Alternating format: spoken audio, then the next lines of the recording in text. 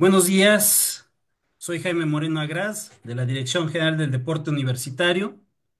Sean bienvenidos a otra emisión más de las Ciencias del Deporte. Nuestro tema el día de hoy es la física en el montañismo.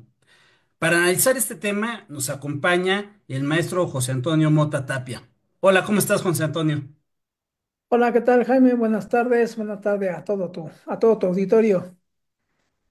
Muchas gracias. No, pues qué bueno que estás con nosotros para hablar de este tema el día de hoy y acompañarnos, obviamente, en la transmisión. Y pues bien, José Antonio ya nos había acompañado en otras ocasiones, pero para quien no lo ubiquen, me voy a permitir presentar un resumen de su semblanza para efectos de que lo conozcan. Bien, José Antonio Mota Tapia es maestro en docencia para la educación media superior por la Facultad de Ciencias de nuestra universidad. También es maestro en educación por la Universidad Marista. Fue secretario académico de plantel 8 del 2014 al 2018. Es profesor de física en la Escuela Nacional Preparatoria desde el 2002. Fue miembro del Club de Montañismo de la UNAM. Ha participado en diversos cursos para la formación de docentes y es participante en proyectos de investigación. Y como ha sido una costumbre en nuestras transmisiones, voy a iniciar con una breve introducción a nuestro tema. Y pues bien, el montañismo es la disciplina que consiste en ascender montañas, combinando habilidades técnicas, resistencia física y conocimientos específicos sobre el terreno, el clima y la seguridad. Bueno, va más allá del senderismo, requiriendo mayor preparación y equipamiento especializado. Bajo esta lógica, en el montañismo es imprescindible conocer de las leyes físicas que explican el comportamiento de la montaña, desde la presión atmosférica y la aclimatación, hasta la física de los movimientos de la roca, el hielo, en fin. Ya José Antonio nos explicará más a fondo todo esto y pues sin más preámbulo, los dejo con nuestro invitado para que sea él quien nos explique más sobre el tema. Adelante, José Antonio. Gracias, Jaime. Pues este tema es muy interesante y bueno, como lo dijiste hace un momento en mi semblanza, pues sí, yo formé parte del equipo de montañismo de la UNAM hace algunos años y bueno, pues estuvimos por ahí trabajando esta parte del montañismo, ¿no? Y me va a agradar mucho platicar el día de hoy con ustedes al respecto. Bien, voy a poner aquí una presentación para que podamos iniciar. Y bueno, como tú lo comentaste hace un momento, bueno, el montañismo es un deporte de los que ahora se catalogan como un deporte extremo, ¿verdad? Y la idea de aquí, bueno, pues es ascender a las montañas, subir, evidentemente bajar, sano y salvo. Para ello, pues se hace uso de muchas técnicas, todas las técnicas que se puedan utilizar, se van a utilizar en el montañismo. Tú mencionaste algunas como es el senderismo, pero pues también es la escalada en roca, la escalada en hielo, la caminata, bueno, el trekking. O sea, todas las técnicas que puedas conocer se van a utilizar en el montañismo y todo depende de la altitud de la montaña, ¿no? Efectivamente, se requiere de una condición física extraordinaria, depende también mucho de la altura a la que vamos a subir, ¿sí? Y bueno, pues conocer algunos principios físicos es muy interesante, es muy importante para poder tener o hacer ese ascenso y descenso de la manera más segura posible. Es muy importante conocer muchos aspectos físicos no solamente del clima, sino también del cuerpo humano, cómo reacciona el cuerpo humano ante esos embates del clima, porque la montaña es una cosa impredecible, ¿verdad? Y entonces, pues vamos a iniciar, bueno, ya entrando en materias, ¿qué es el montañismo? Pues les decía yo, es esos deportes, ahora lo catalogan como un deporte extremo, ¿sí? Que involucra justamente el senderismo, la escalada en roca y otras técnicas que vamos a platicar más adelante, ¿sí? Y el conocer de conceptos de física nos va a ayudar a subir con seguridad y a bajar con bien de la montaña. Y entonces, ¿cómo se clasifica el montañismo? En el montañismo hay una clasificación, claro está, Yo puse por ahí el montañismo de alta montaña, como que suena redundante esto, ¿no? Pero es que hay diferentes tipos de montañismo. Como vemos aquí tenemos en la media montaña, esto depende de la altura de las montañas que vamos a escalar. Estamos hablando de 3000 metros sobre el nivel del mar. Aquí es importante aclarar las unidades. Aquí estamos hablando, ese MSNM que vemos aquí. Es la unidad de medida de la altura a la que vamos a llegar. ¿Cómo se mide la altura de una montaña? ¿Desde dónde se va a medir? Bueno, todas las montañas y todas las ciudades y todas las altitudes se miden a partir del nivel del mar. Del nivel del mar a donde está la cima, esa será la altura y se pone metros, siempre son metros sobre el nivel del mar. Eso significa MSNM. Eso es muy importante porque de repente luego decimos, ¿y qué carambas es? ¿No? El montañismo es muy importante, ¿eh? Luego tenemos la alta montaña. La alta montaña, bueno, la media montaña estamos hablando de una altura de hasta 3000 metros sobre el nivel del mar. Si Oye, ustedes José recuerdan, Antonio, perdón, más o menos eso en nuestras montañas, ¿a qué equivaldría? ¿Al pico de Orizaba? No ahorita sé. vamos a hablar de cada una de ellas. Ahorita es verdad. Ah, ok, Nada ok, más ok. para darte una idea, nosotros, la Ciudad de México, está a 2200, a 3200, a 2200, 2300 metros sobre el nivel del mar. Ok. 2300 metros, ¿no? Entonces, fíjate, ya la media montaña ya son 3000 metros, o sea, nosotros no estamos muy lejos de estar a media montaña. Entonces, Ok. este, la alta montaña ya está en 3000 y 5000 metros de altura, ¿sí? La muy alta montaña ya son de entre 5500 y 7000 metros de altura y algo que se llama el himalayismo. Es decir, es la montaña más alta que hay en nuestro planeta, que es el Himalaya, que es de más de 7000 metros. Ahorita vamos a hablar un poquito de cada una de estas montañas para tener una idea de qué estamos hablando, Jaime. Y Claro. entonces, cada una de estas montañas tiene sus características y exige del montañista, pues, diferentes habilidades y diferentes aptitudes, ¿no? Y entonces, aquí voy a hacer una comparación rapidísima entre las montañas mundiales, que sería el Everest, el Aconcagua, el Denali. El Everest estamos hablando de 8648 metros sobre el nivel del mar, ¿no? Que es una altura ya tremenda. Y aquí en México tenemos tres montañas fundamentales, que es el Pico de Orizaba, que es la más alta que tenemos en México, con 5636 metros sobre el nivel del mar. El volcán Popocatépetl, que está a 5400, y el Iztaccíhuatl, que está a 5230 metros sobre el nivel del mar. Son nuestras tres montañas. Incluso aquí en México, los que cuando estábamos o los que se dedican al montañismo, hay un evento que se llama la trilogía, ¿eh? Es decir, Mm, tú estás subiendo sí. el Iztaccíhuatl, lo bajas, empiezas a subir el Popocatépetl.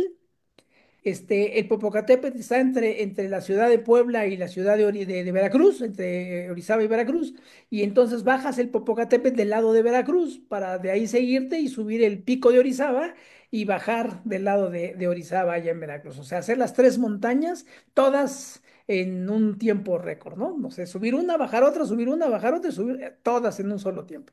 Es un, Ok. es un, un circuito que hay aquí en México, ¿eh? Pocos lo conocen, pero está. Muchos extranjeros vienen a hacerlo, ¿eh?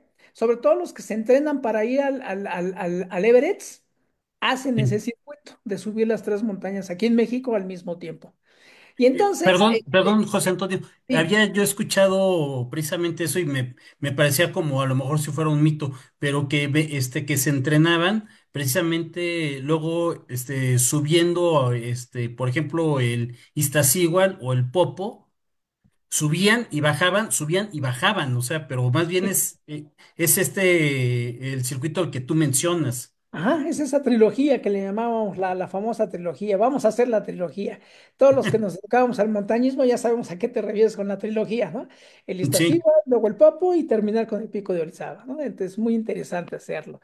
Claro, para esto necesitas una condición ya de mucho tiempo, muchos años ya subiendo las montañas, conociendo ya las montañas, porque sí hay que tener muchas precauciones porque en montañismo hay una regla muy clara, el 80% de los accidentes el 80-20, decimos que del 80% de los accidentes, el 20% es cuando bajas, ok. ¿no? es cuando baja. O sea, generalmente los accidentados no son cuando subimos, es cuando bajamos. ¿Por qué? Pues porque ya venimos cansados, ya venimos con todo el estrago del cambio de presiones y temperaturas, entonces ahí es donde hay que tener más cuidado.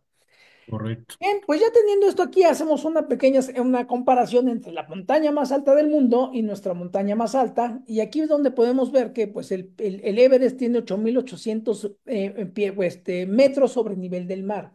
Estamos hablando de ya casi 9.000 metros, es demasiada la altura. Vamos a ver que las condiciones climatológicas allá son completamente adversas. Y una cosa muy importante es que el clima llega a cambiar en muy poco tiempo, ¿sí? Es decir, nosotros podemos tener un ascenso vamos subiendo, no sé, unas 3 horas vienes subiendo y tienes un clima de 30 grados centígrados con un sol muy bonito, muy agradable, y en 3 minutos ya tienes aguanieve, temperaturas de 5 o 8 grados bajo cero, y esa temperatura y ese clima puede prevalecer el resto de la noche.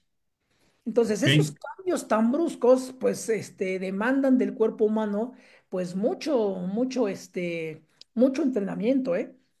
En cambio, nuestro pico de Orizaba es una montaña de 5.636 metros, 5.500 metros, ¿sí? Si te das cuenta, pues, cuando uno hace o va cuando la gente va al Everest, hay algo que se llama el campamento base, es decir, de donde vas a partir para hacer los acercamientos a la cumbre en el Everest. Y el campamento base en el Everest está a 5.000 metros de altura. Ahí es donde Ok. empiezas.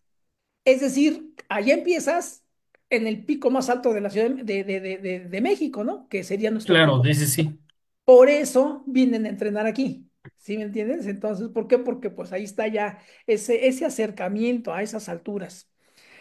Es Sí. muy importante también entender la ubicación de cada montaña, el lugar donde están ubicados. El Monte Everest está pues en el Tíbet, allá en Asia. Aquí el Pico de Orizaba, aquí en América, ¿sí? Y entonces las condiciones climatológicas, las latitudes y donde las localizaciones tienen mucho que ver porque también tiene mucho que ver con el clima, ¿sí? Ahora, hay algo aquí muy interesante. Si te das cuenta el tipo de montaña que es el Everest es una montaña que se forma por el choque de dos placas tectónicas, Ok. ¿sí? Es un macizo de piedra que va subiendo y cada año sube cada vez más. Sin embargo, nuestras tres montañas más altas no se generaron así. Esas son de origen volcánico, son volcanes. Es decir, hay otro tipo de suelo y hay otro tipo de cosas que tenemos que ver aquí, ¿no? Bueno, lo vemos ahorita, pues no podemos subir el Iztaccíhuatl porque está en semáforo amarillo, porque después de muchos años empezó a tener actividad, ¿sí?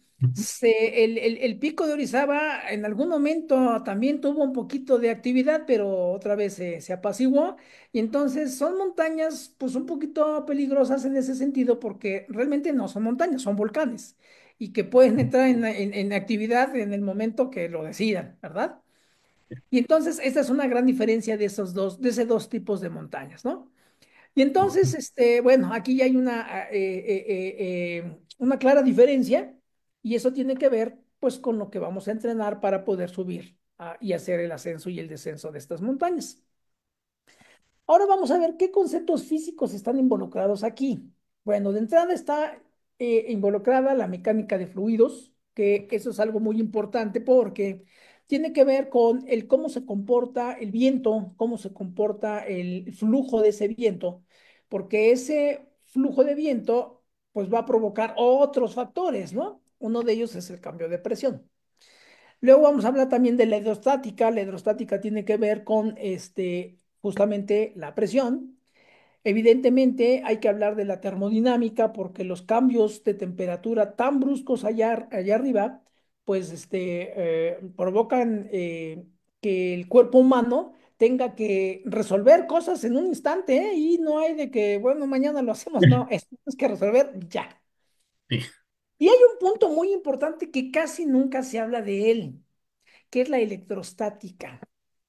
Estando nosotros en la montaña, yo he estado por allá y de veras hay fenómenos electrostáticos realmente preocupantes y que si no tienes un conocimiento de esta rama de la física, puedes tener problemas serios, ¿eh? Y los ha habido, ¿eh?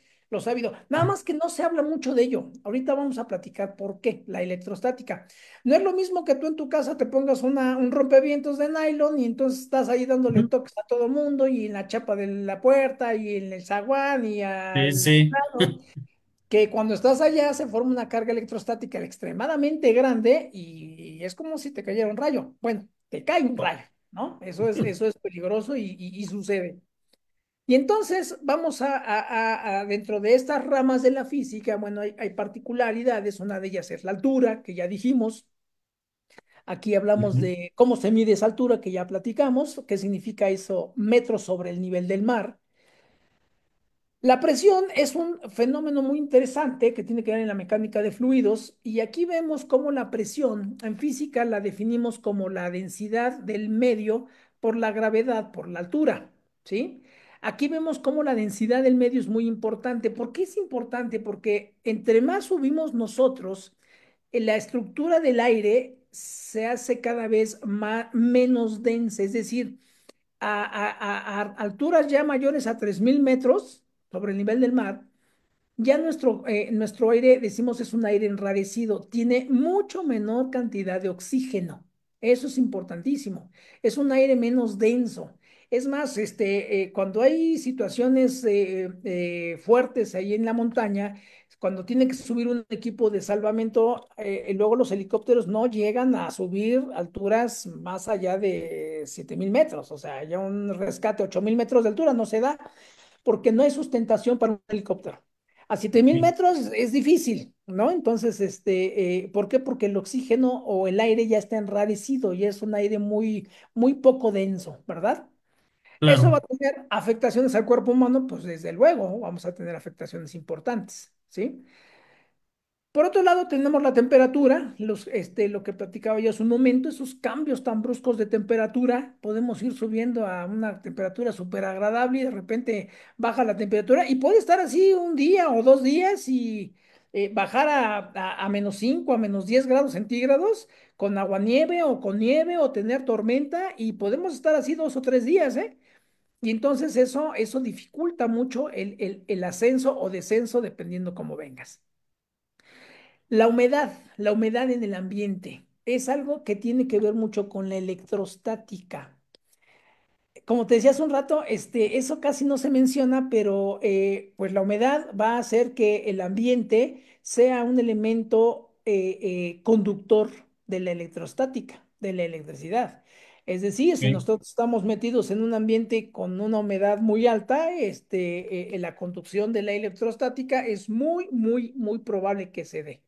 Entonces, todos estos factores es importante que los conozcamos, que los tengamos siempre en mente cuando estemos en la montaña. Y entonces, cuando hacemos montañismo, prácticamente tenemos dos actividades fundamentales, que es el ascenso, es decir, vamos a subir la montaña, y el descenso, ¿sí? Como te explicaba hace un momento, la mayor parte de los accidentes en la montaña se dan cuando uno baja de la montaña. ¿Qué tiene que ver la física aquí? Bueno, hay dos cosas que tenemos que hacer. Hay energía cinética involucrada y energía potencial. Energía cinética porque nos vamos a mover a una altura muy alta, muy grande, ¿sí? Y esa energía cinética se convierte en energía potencial, ¿sí? Es decir, primero tengo que hacer un gran trabajo mecánico, es decir, fuerza por distancia, es el trabajo mecánico, para poder ascender. Eso va a demandar del cuerpo humano un gran gasto de energía, ¿sí? Y aquí cabe recordar o mencionar qué es lo que debería de comer un montañista cuando está en esta actividad, ¿no? Porque aquí no podemos decir, bueno, antes de subir, bueno, me echo unos tamales, unos buenos tortas y ya subo y bajo. No, aquí no puede pasar eso, ¿no? ¿Por qué? Porque tú te tienes que ir debe haber dos cosas fundamentales. Una es hidratarte mientras vas haciendo tu ascensión o tu descenso, y la otra es irle poniendo energía a tu cuerpo. Como acabamos de decir, pues no puedes llevarte unas quesadillas de chicharrón, ¿verdad? Ni puedes ir comiendo este tipo de alimentos. Entonces, ¿qué cosas debemos de llevar cuando hacemos este tipo de deporte? Generalmente llevamos comida muy energética, como es el chocolate, como son las galletas. las semillas, por ejemplo, las nueces, las avellanas, que son alimentos muy energéticos y esos nos van a servir muchísimo para poder subir y bajar. ¿Por qué? Pues porque además, pues trata uno de ir lo más ligero posible, ¿no? Pero ahorita que hablemos de la parte del equipo que llevamos para cuando hacemos un ascenso, se va a dar cuenta que una mochila pues anda pesando entre unos 15 o 20 kilos, ¿no? Es la mochila que tienes que subir. Eso yéndonos ligeros.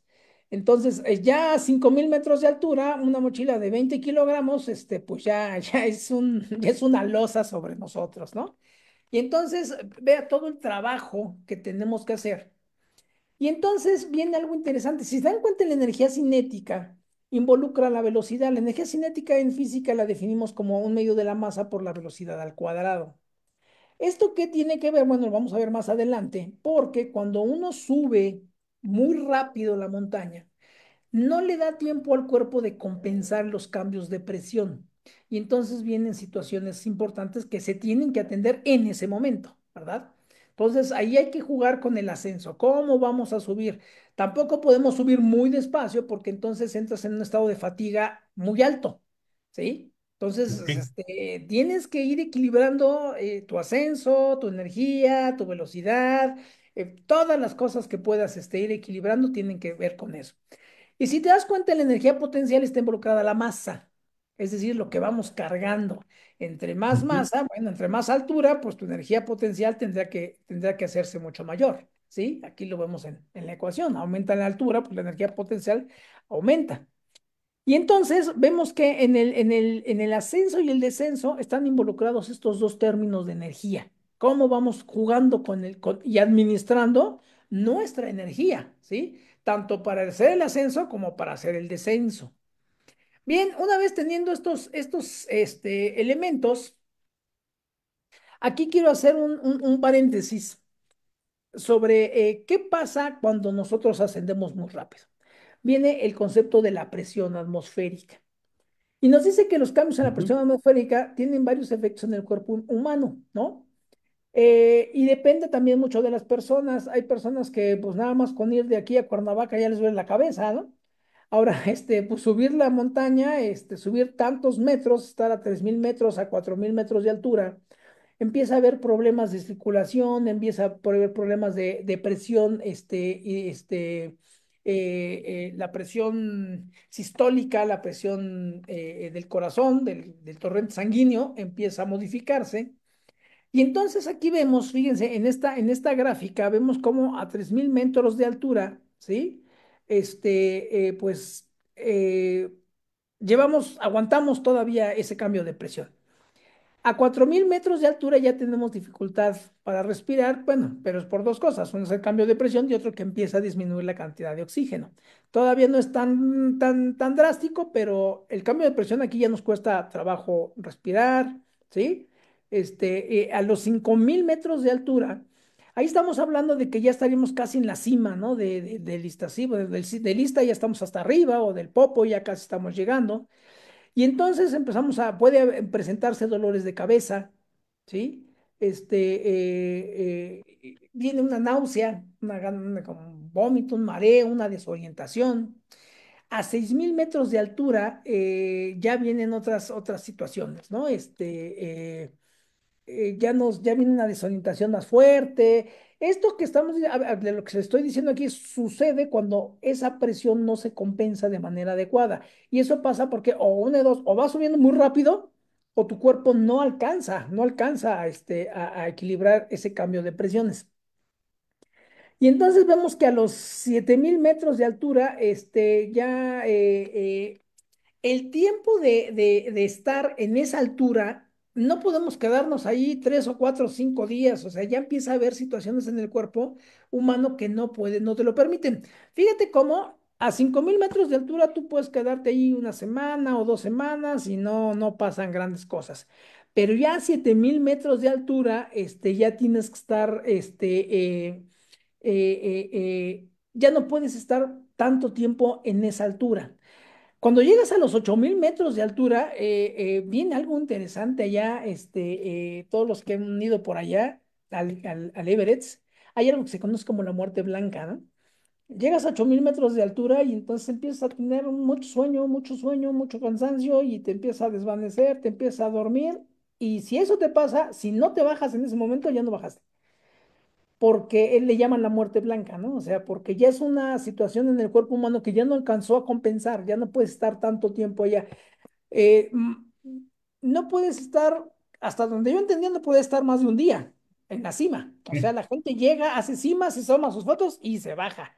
Bueno, aquí nos Claro. dicen que 72 horas puedes estar allá arriba. No conozco o no sé de alguien que haya estado 72 horas en la punta del Everest, pero porque pues, nada más el clima no te lo permite. Oye, José Antonio, Ajá. sí, los que se quedaron nada más, ¿no?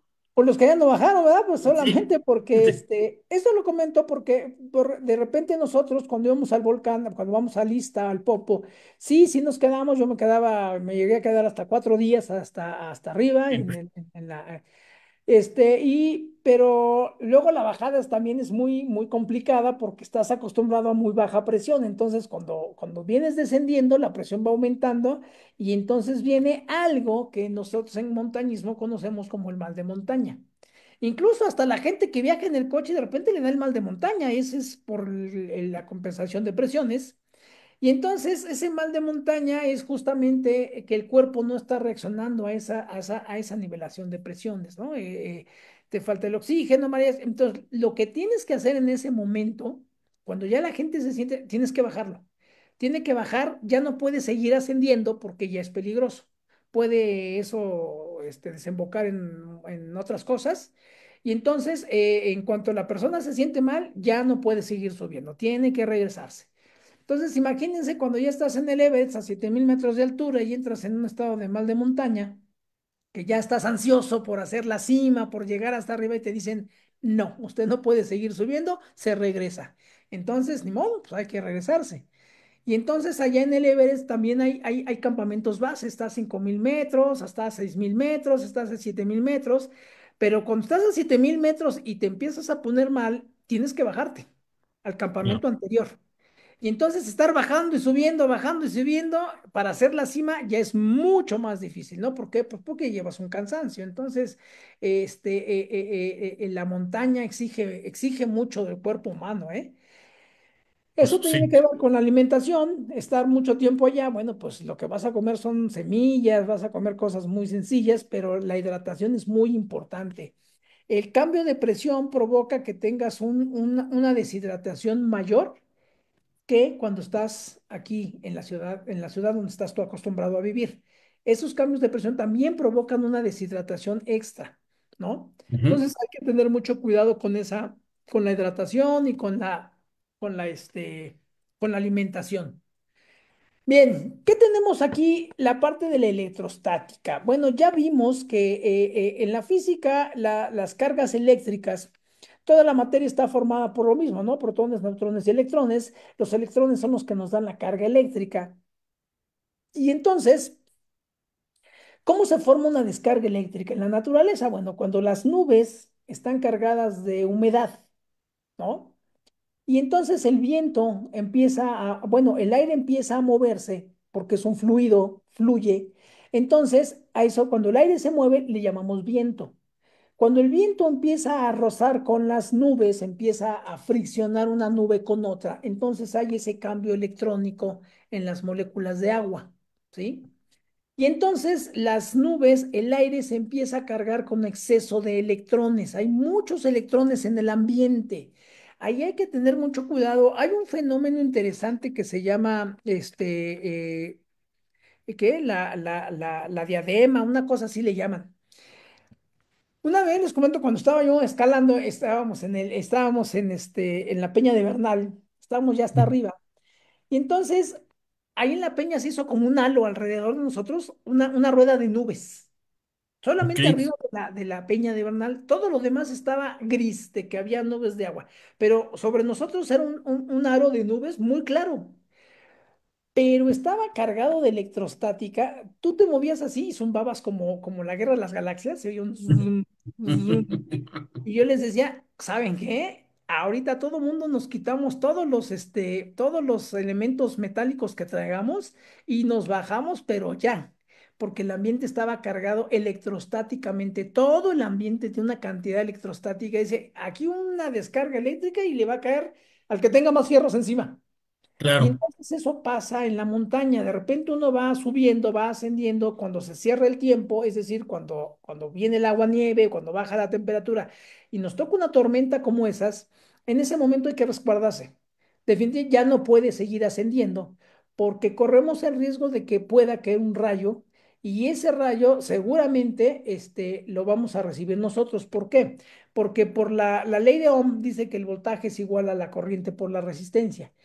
Y una corriente eléctrica siempre va a viajar por donde le cueste menos trabajo moverse. ¿Estamos de acuerdo? Y en ese claro, caso, si nosotros llevamos metales, que vamos a ver más adelante, ahorita que vamos el equipo que llevamos, pues llevamos cargando un montón de aluminio. Y el aluminio pues, es un excelente conductor de electricidad, ¿no?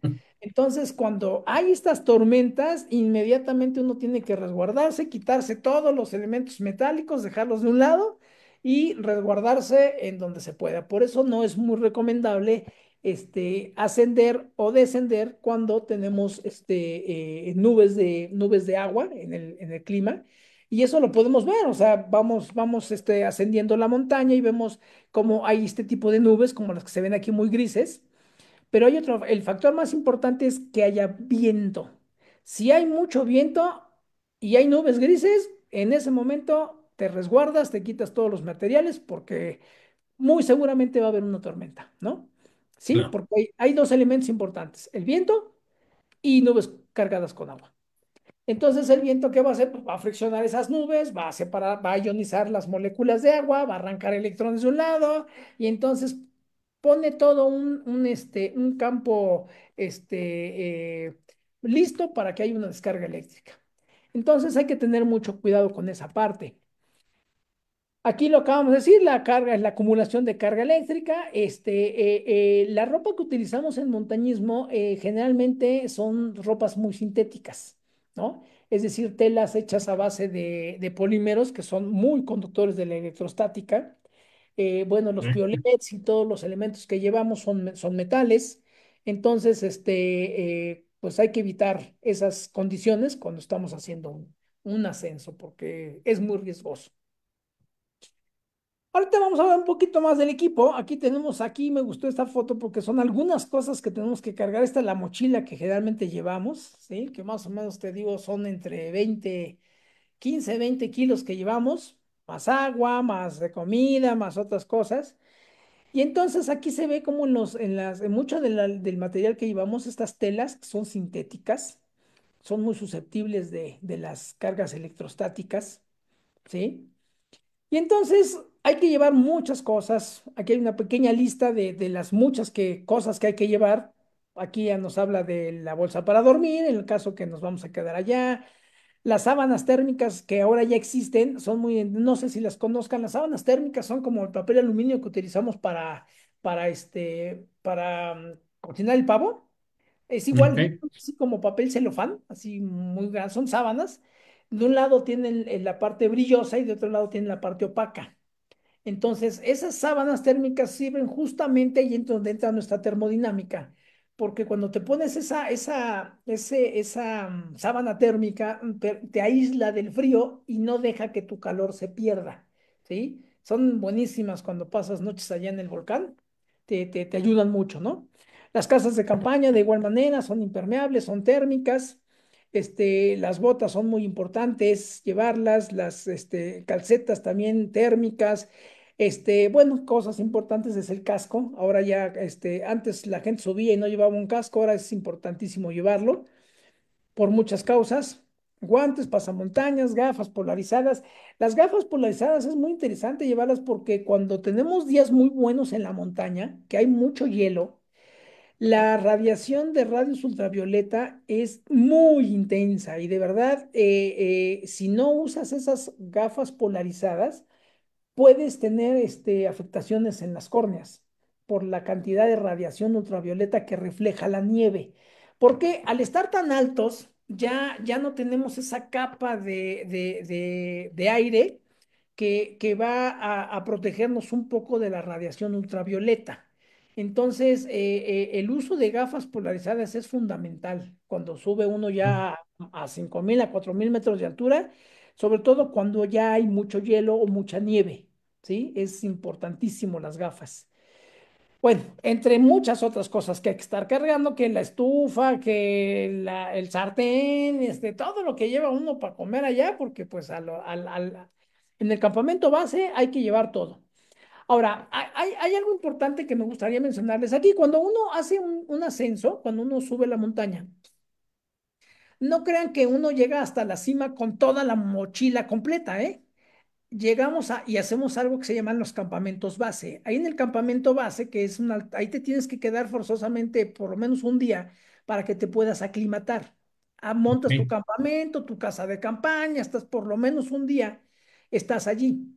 Para que al día siguiente ya solamente haces una pequeña mochila donde llevas lo indispensable, pues agua, un poquito de comida, una lámpara, cosas para poder hacer el ascenso. Generalmente en el Popocatépetl hacíamos el campamento base a 4.500 metros de altura para ya nada más subir los últimos 700, 800 metros, pero ya se hace con una mochila chiquita, se llaman una mochila de ataque, ¿sí?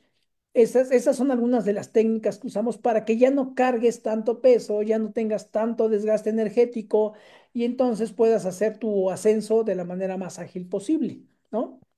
Y entonces, bueno, esas son dentro de las cosas que nosotros debemos de llevar en el equipo.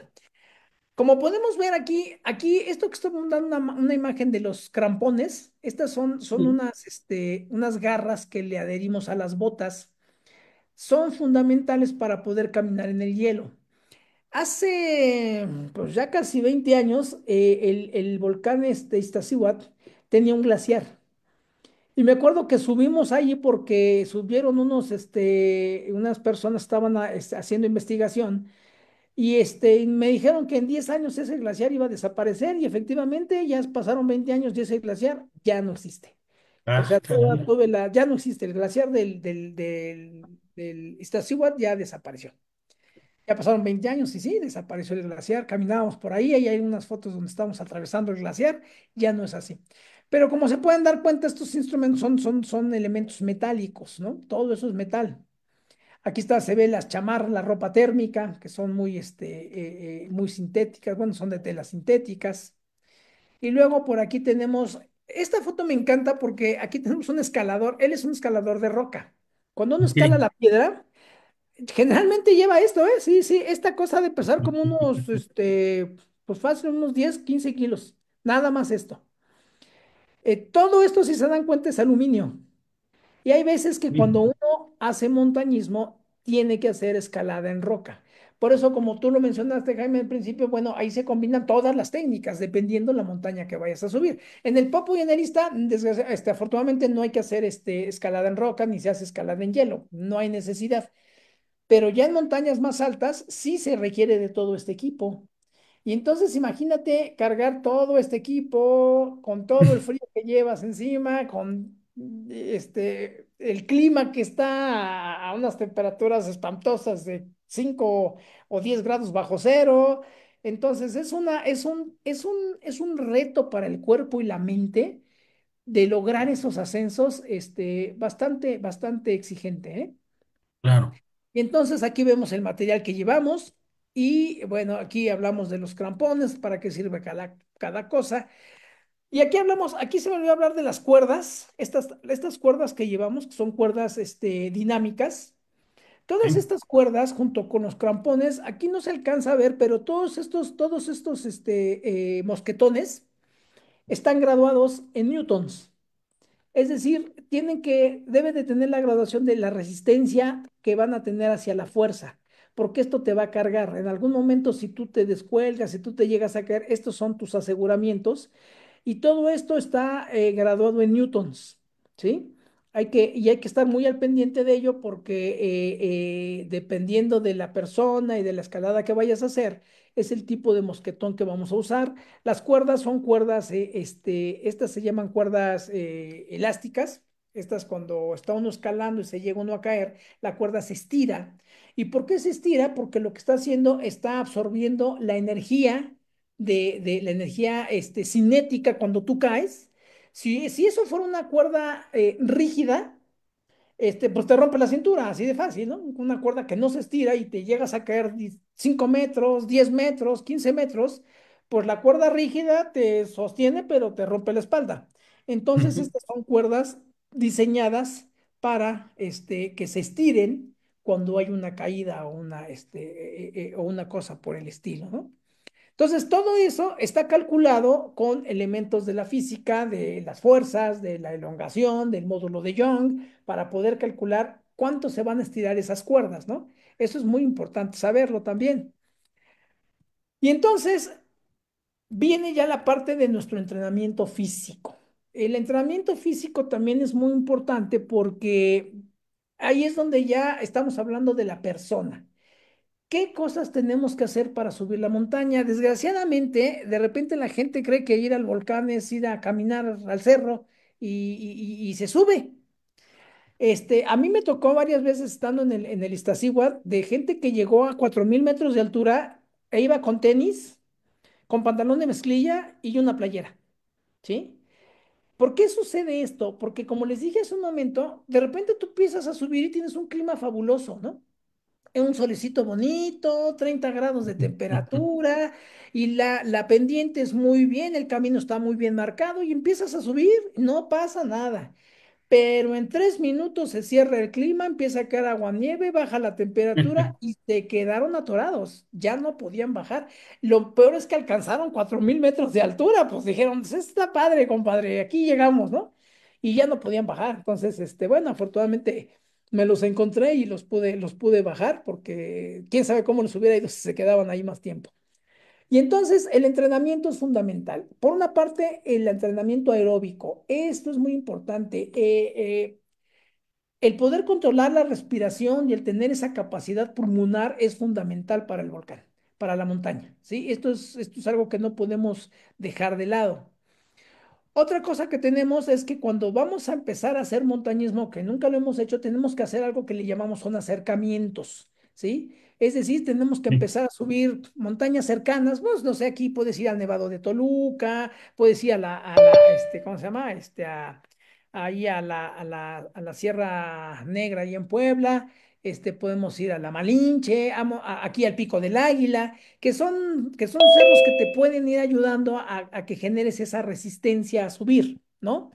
Incluso puedes ir ahí al Paso de Cortés, ahí entre el Iztaccíhuatl y el Popo, y mucha gente hace trekking ahí, que es ir a correr, a trotar, ahí pero ya estamos hablando de 3000 metros de altura, ¿no?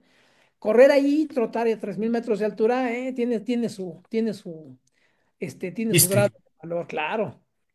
Y por último tenemos aquí el fortalecimiento muscular. Esta imagen me gusta mucho porque es un escalódromo. Ok. Generalmente nosotros entrenamos, de hecho ya en la alberca de CU, a un lado está el cubículo de montañismo, y me acuerdo que hace muchos años armamos un muro como este justamente, porque lo usábamos para entrenar. Esto nos va a ayudar a empezar a hacer ese entrenamiento, ciertos músculos, ciertas partes del cuerpo que nos van a ayudar a hacer esas ascensiones cuando hacemos escalada en roca. Como tú lo dijiste al principio, la montaña exige de todo: caminar, correr, trotar. De repente hay que bajar un murito, por ejemplo, en el Iztaccíhuatl, cuando uno sube por aquí por el Paso de Cortés, al llegar a los pies de la mujer dormida del Iztaccíhuatl, tienes que escalar un muro como de unos 10 metros. Ok. Pero ahí ya estamos a 4000 metros de altura, hace un frío de los mil demonios y hay que escalar ese murito como de 10 metros. ¿Sí? Es sencillo, Claro. pero en esas condiciones cuesta mucho trabajo. Y entonces hay que irnos entrenando al respecto. ¿Sí? Bien, luego tenemos por acá, bueno, las precauciones que debemos de tener. Esto es muy importante.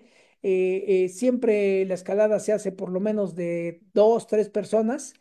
Ya cuando eres muy, muy avesado, bueno, pues a veces va uno solo. Yo sí iba solo a veces al volcán, pero pues como decías tú, yo subía y bajaba el mismo día. Yo no me quedaba allá. pero cuando Entonces, acabo. ¿conocías el territorio, el Sí, área? yo subía, por lo menos subía una vez al mes, me subía el volcán. O sea, ese ya era mi ejercicio de subía y bajaba el mismo. Llegábamos a las 7 de la mañana y a las 4 de la tarde estaba yo abajo. ¿No? Claro. Hacía yo hacia cima y ya regresaba. Porque ya tenía mucha condición. Ahorita si tú me dices vamos al volcán, pues nomás a comer quesadillas ahí a las faldas, Sí, porque más ya no puedo, ya dejé de hacer eso hace mucho tiempo. Pero es un sí, deporte muy bueno, es un deporte que da mucha condición, pero sobre todo, ¿sabes qué? La condición mental que logras tener allí, o sea, ese trabajo de cuerpo y mente es muy interesante, ¿no? claro. Y claro, que aplicábamos todos los conocimientos de física, ya veías el clima, si se venía cerrando, si venía soplando el viento, si había sol, si ya teníamos hielo, si teníamos nieve, toda la física la aplicábamos ahí con todo rigor, ¿eh? Para ir casi prediciendo lo que iba a pasar, ¿no? Y Claro. entonces, bueno, pues ya para cerrar ya con esto, pues quisiera hacerle un poquito ahí de propaganda ahí a tu área, ¿verdad? Ahí está la Claro, página no, adelante. del deporte. Como lo dijiste al inicio, pues yo formé parte del club de montañismo de la UNAM, ahí fue donde yo me inicié en todas estas artes de estos deportes. Y fue una experiencia fabulosa. Ahí está la página de la Dirección General de Deporte, ahí está el cubículo de montañismo, está a un lado de la alberca olímpica en Ciudad Universitaria. Y veo, bueno, pues ya ahí están las personas con quien te puedes contactar, las personas que tengan interés en dónde hacerlo, pues la UNAM te da esa opción. Se forman grupos de amigos que hasta la fecha nos seguimos viendo, seguimos platicando nuestras anécdotas, todo lo que escalamos, en fin, todo lo que vivimos. No solamente es la parte personal, sino la parte social, y todo el conocimiento que vamos teniendo de nuestro entorno en una actividad deportiva tan intensa como es el montañismo, y que la verdad yo les recomiendo que además de sus actividades escolares y de las actividades laborales, nos demos el tiempo para practicar un deporte de manera formal, y de verdad que van a disfrutar la vida mucho con todos estos complementos, ¿no? Sí, Bien, seguro que por mi sí, parte José. sería todo, Jaime. No sé si hay algún comentario, alguna pregunta. Claro que sí, como siempre, y como son temas muy interesantes, pues obviamente salta ¿cómo se llama? La duda respecto de muchas cosas. Oye, hemos visto luego mucho por las películas, no sé, que han pasado de acción, todo esto, y algunas se han basado en hechos reales y que hay algunos momentos en que llegan, ya no muy alta montaña, sino ya estamos en himalayismo Ok. y que hay quienes empiezan luego a sangrar de la nariz. Eso se debe precisamente a las cuestiones de presión, ¿verdad? Así es, se llegan a romper vasos sanguíneos y entonces vienen esas pequeñas hemorragias. Cuando eso sucede, a la persona hay que bajarla, porque sí, ya de más de 6.000 metros, 7.000 metros de altura, ya necesitan llevar oxígeno. Si, como tú lo comentas, en algunas películas se ve que van haciendo el ascenso y ya hay tanques de oxígeno por ahí que ya alguien va dejando. Y eso se Sí, van usando porque hay personas, por ejemplo, en el Himalaya, los Sherpas, pues es sí, gente que es gente nativa, es gente que ha vivido, nació allí, vivió allí, y entonces ellos sí logran subir la montaña sin necesidad de oxígeno. Pero todos los excursionistas que van a hacer expedición, como no están acostumbrados, imagínate en Europa, donde pues prácticamente no hay montañas muy altas, ¿no? O sea, en Europa no hay muchos lugares donde hacer pues media montaña, a lo más, me imagino. Y entonces va mucho europeo allá a Asia a querer conquistar las altas montañas, y entonces no eres nativo, no naciste allá. claro. Entonces las condiciones para tu cuerpo son pues muy exigentes, ¿no? Y entonces ya como que de repente ya hay como que excursiones, ¿no? Así como que, a ver, vamos a llevar un grupo de personas y les vamos a poner su oxígeno, su escalera, sus cuerdas. Ya está muy, como que muy, muy, de mucho turismo, ¿no? Mm. Pero cuando es de deporte, Comercializado. sí, sí, sí. Pero cuando es un deporte, cuando tú estás forzando a tu cuerpo a lograr, a hacer esos logros, sí es muy diferente. Tienes otra mentalidad y tienes otros cuidados y tienes otros conocimientos al respecto de la montaña.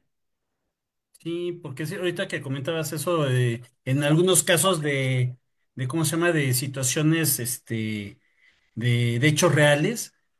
Eso de que ya incluso organizan tours, digo, son personas con las que lo organizan, o sea, no conmigo, sino son personas que sí están habituadas a la escalada, al montañismo, pero aún así, si no estás bien preparado, por lo que se ven esas experiencias que ponen en la pantalla, dices, híjole, y han sido pues catastróficas, ¿no? De que pues la gente se queda. Se ponen en riesgo. Ahí es un problema que se ponen en riesgo. Una de las cosas que ocurre mucho que también me gustaría mencionar es cuando hay congelamiento de miembros. Cuando lo que te decía, lo que les comentaba hace un momento, de repente el clima cambia muy rápido y permanece así durante mucho tiempo. Tú puedes estar allá te decía yo, pues un solecito bonito, el clima está padre, caminas y de repente en 5 minutos ya estás a 5 grados bajo cero con una tormenta de hielo y así puede estar el clima 3 o 4 días, ¿no? Claro, Y entonces, si no vas preparado el equipo adecuado, lo primero que se te congelan son los dedos de los pies, los dedos de las manos. Habiendo congelación allí, se necrosa el tejido, es decir, el tejido muere, ¿no? Ya no hay manera de recuperarlo, ¿eh? Y sí, entonces son situaciones, sí, claro, o sea, ese es mortal y hay muchos, muchos montañistas himalayistas que pues sí, que les faltan dedos de las manos, dedos de los pies o cosas así, porque las condiciones son muy agrestes, ¿no? Entonces hay que claro, ir mucho, para un Himalaya hay que ir muy preparado, muy preparado. claro. Ahí no va cualquiera.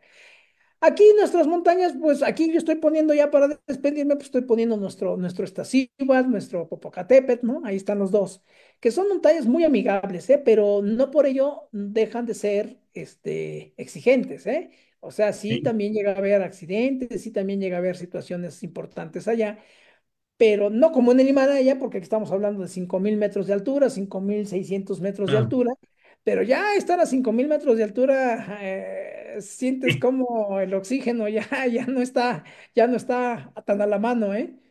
Exacto. No, y además que no deja de haber, como siempre, en todo deporte, un grado de riesgo, ¿no? Y más si estamos hablando de montañismo.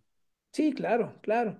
Y fíjate, una de las técnicas que se usaba antes, porque ya no se usa, es que subíamos por cordadas, ¿no? Es decir, subían 4 o 5 personas y nos amarrábamos con una cuerda. Pero Ujú. esa técnica ya se dejó de usar porque de repente en el Popocatépetl, si no conoces la ruta y ya hay hielo, pasaba algo interesante. Empezabas a caminar sobre grietas. Ok, Y sí, entonces la grieta está cubierta por una capa de hielo. Si tú no conoces la ruta y empiezas a caminar por una grieta, a la hora de enterrar los piolets e ir picando ese hielo se rompe, ¿eh? Y sí, y te entonces vas, te vas, pero la cosa es que estás amarrado con otros cuatro. y Entonces te vas con te todo. vas tú y los otros cuatro, ¿no? Entonces, esa técnica ya, O ese de que pues, de, de que tienes que cortar la cuerda y sí, claro, porque entonces si no se van más. ajá, se dejó de usar esa técnica porque tenía más riesgos que beneficios, ¿no? Uno decía, bueno, se cae uno, pero los otros cuatro lo agarran. Eso si la grieta no se abrió hasta allá, porque si la grieta se abre hasta allá, los cuatro se van para adentro, ¿no? Y, Claro. y de hecho tuvimos muchos accidentes de ese tipo. En el Pico de Orizaba sucedió esos accidentes. Entonces se dejó de usar ya esa técnica. Entonces hay que tener mucho conocimiento tanto de las rutas, de las zonas y de estos casos, ¿no? Que te digo, caminar sobre grietas sí es muy complicado, ¿no? y se oye cómo el hielo se quiebra, ¿eh? Se quiebra y se abre. Entonces sí hay que Claro, tener mucho cuidado en eso. Entonces, lo que decíamos, el tener el conocimiento de las condiciones físicas, climatológicas, geográficas, es muy importante, ¿no? Al hacer montañismo, no es algo que puedas hacer uno solo, se va, camina y ya. Hay que tenerle ese cuidado y ese respeto a la montaña. Como decías tú, a todos los deportes tienen su riesgo, ¿no? Pero sí. por eso Ah, hay que conocer y saber los efectos que la ciencia nos puede ayudar a entender para prevenir cosas en el deporte, ¿no? por supuesto.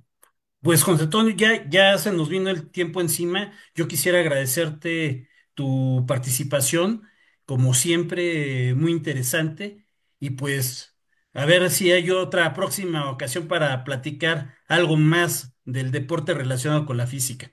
Claro que sí, será un gusto siempre estar aquí con ustedes. Muchas gracias a todos. Nos vemos la próxima semana en las ciencias del deporte. Gracias, José Antonio. Gracias al equipo. Nos vemos la próxima. Gracias a todos. Hasta luego.